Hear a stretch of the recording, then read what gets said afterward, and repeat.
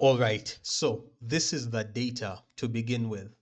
Just for clarity, at the lowest possible amount of voltage, I was able to get it to run at just 1 gigahertz at zero point 0.7 volts. Now, there's an interesting anomaly, which I'll describe a little later. But at the bottom, 1 gigahertz at zero point 0.7 volts. And then at the very top of the data, I was able to get it on all cores to run at 5.4 gigahertz at 1.21 volts. Now that you have the overview numbers, I can dive in and talk about this test. Now, for the testing methodology, I was making all the adjustments to voltage and to the specific frequency of all the cores from inside of Ryzen Master. Now, it's a very powerful tool. So this is what I was using. Now I have done everything before, including running Curve Optimizer on a per core basis, as well as the brand new extended curve optimization. Now for that curve optimization with Curve Shaper, I'm going to leave a link to a video, this one right here, made by Scatterbencher.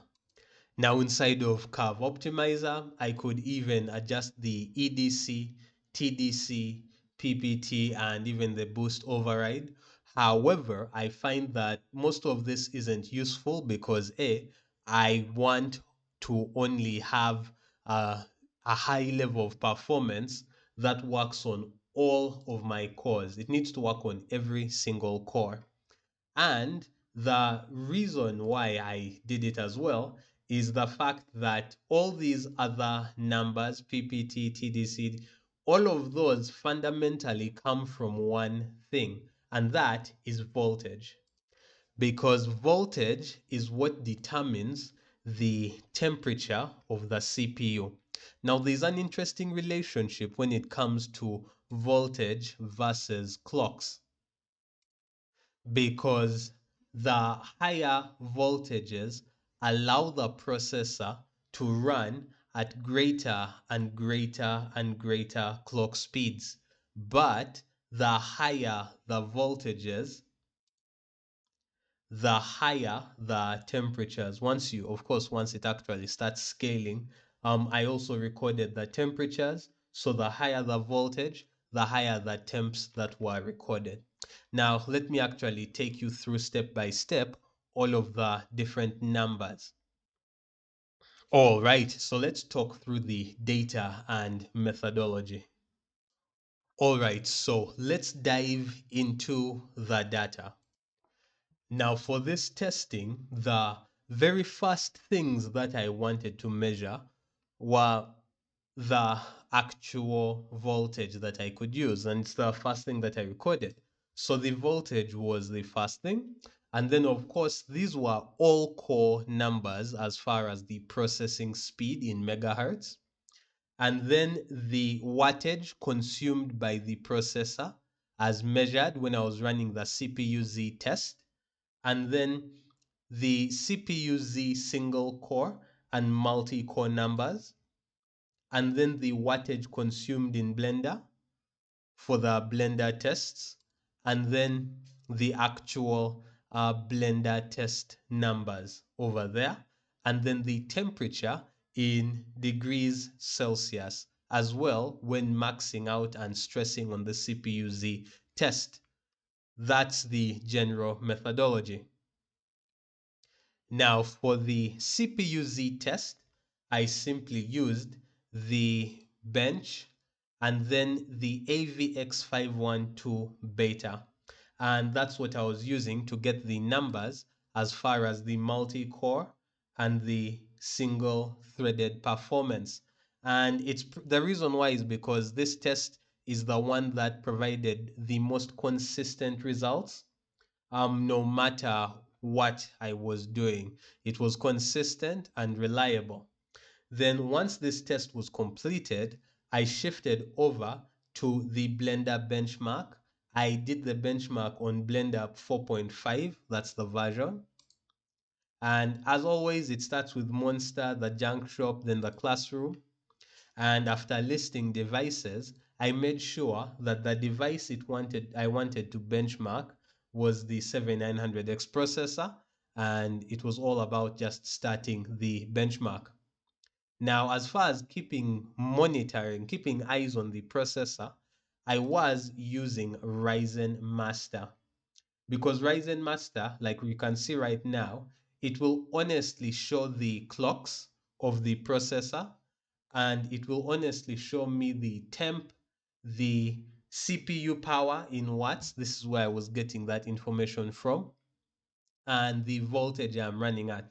Of course, I was setting the voltage inside of Ryzen Master, but it's always good to be able to check your numbers.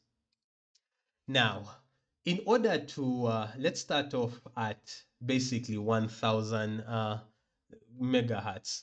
Now, there's something interesting that goes on. For the processor to boot, it literally would not boot at anything below 0.7 volts for the first couple of runs. Literally, it simply would not boot unless I was feeding it at least 0.7 volts.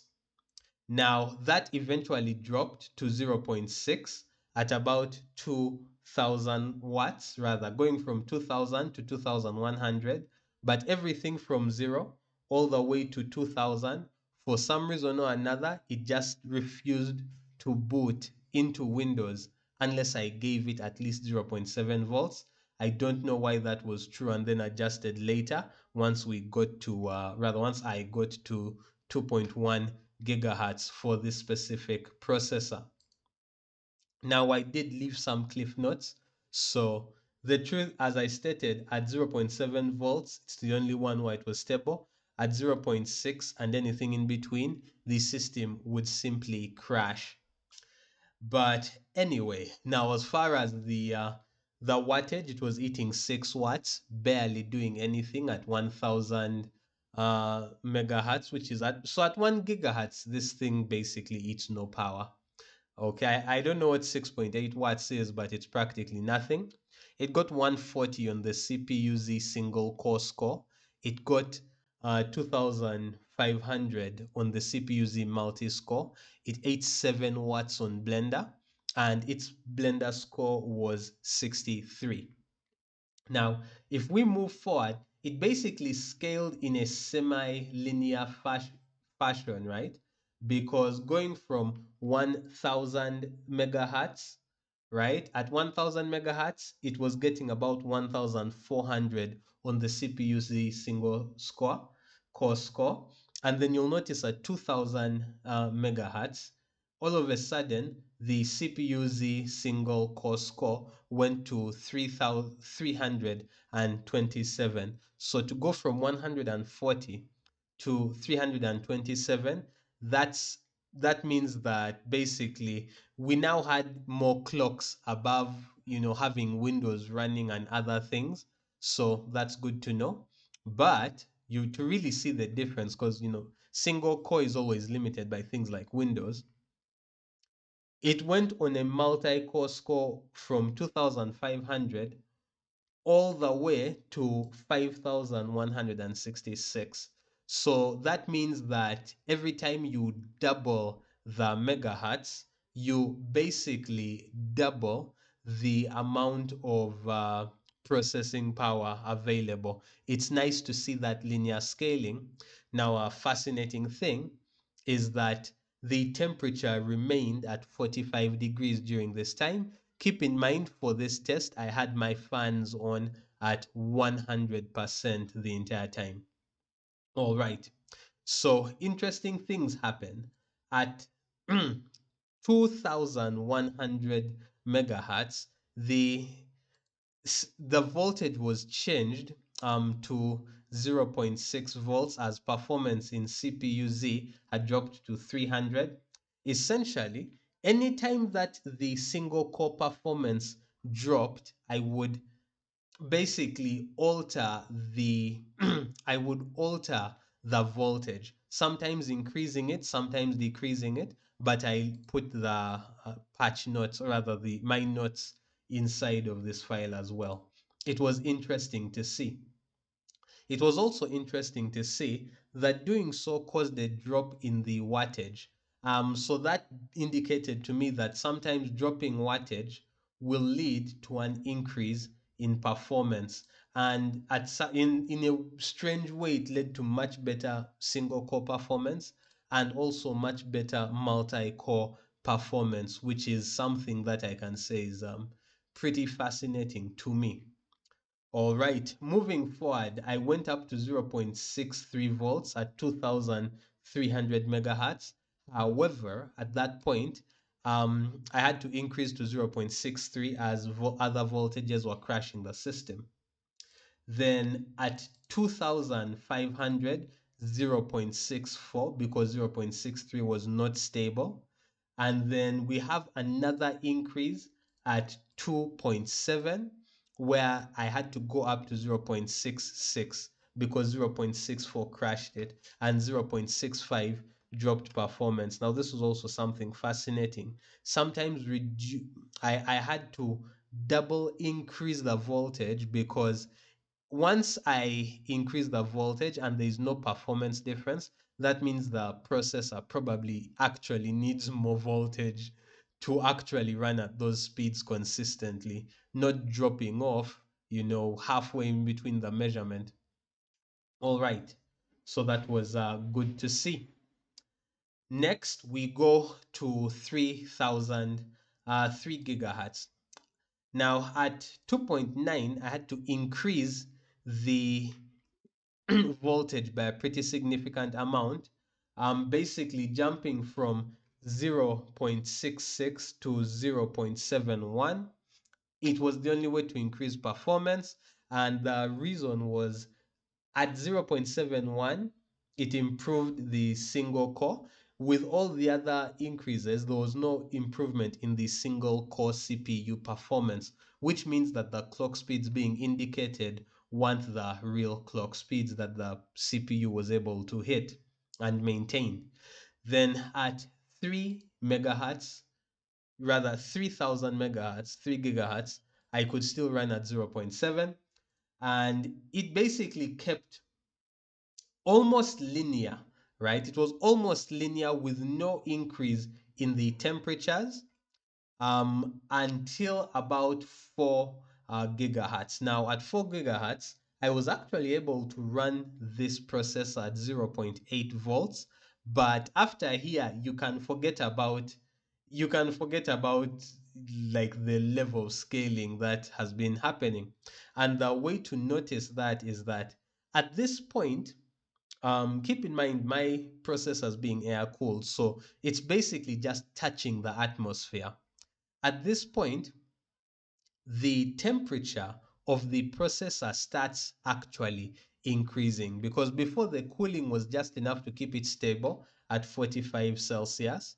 Now the temp starts increasing slowly. This is where things get very interesting. So going from 4 gigahertz to 4.5, we go to 0.9 volts, which is pretty solid. No complaints at all. But in order to go to 5, we go from 0.9 and we basically start touching 1 volt in order to get that stable.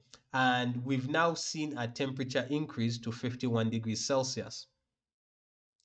Then going from 5 gigahertz, in order to get to 5.4, there was no way to get to 5.4 but rather than adding in literally 0.2 volts. So we can see that the scaling is totally cooked. We need to add much more voltage for every increase in gigahertz. So if you look at the temps, it's because the temperatures continue increasing, and I need to make bigger and bigger jumps in order to maintain stability. So it's a runaway effect. I need more volts to get more processing speed, but the more volts I add, the more heat, the higher the resistance. So I need to add more volts. So this is around the point. But I was able to get 5.4 gigahertz stable at 1.21 volts, and it was good. Now, just to make sure, as far as the CPU wattage, it was still relaxing at only 90 watts at that top line figure, and it was eating only 117 watts in Blender, running at 5.4 gigahertz on all cores, and I am pleased with these numbers. So this is just how the graph looks. This is the graph of voltage scaling. Feel free to take a screenshot, but I'm also going to I'm also going to put a link in the description in order to get access to this graph. But yeah, this is a good analysis of the Zen 5 cores, the Ryzen 5 cores, and they've been pretty fantastic. Besides that, I hope you have a nice week ahead. And hey, feel free to optimize your processor. Spend some time in Ryzen Master. It's really cool. Underclocking is fantastic. It's been good seeing the temperatures continually go down as I optimize while also keeping solid performance. That's all for now.